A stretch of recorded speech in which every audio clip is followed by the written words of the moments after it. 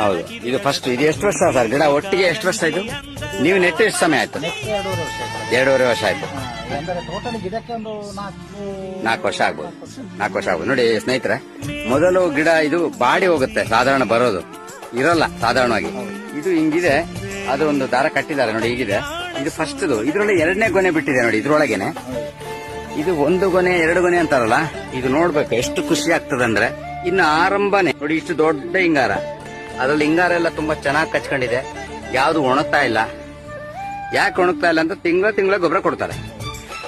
ಇನ್ನೊಂದು ನೋಡ್ಬೋದು ಹಿಂಗಾರ, ಇಷ್ಟು ಸಣ್ಣ ಗಿಡದಲ್ಲಿ ಆರಂಭ ಇಷ್ಟು ಉದ್ದ ಬರೋದು ಇದು ದಾಖಲೆ. ಇದು 2 ಫೀಟ್ ಇರ್ಬೋದು.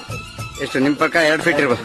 2 ಫೀಟ್ ಇದೆ 2 ಫೀಟ್ ಗೊನೆ ಇದೆ. ನೋಡಿ. ಈಗ ನಮ್ಗೆ ಗಿಡ ದೊಡ್ಡದಾದ್ಮೇಲೆ ಒಂದು 2.5 ಫೀಟ್ ಬಂದ್ರೆ ಎಷ್ಟು ದೊಡ್ಡದಾಗ್ತದೆ?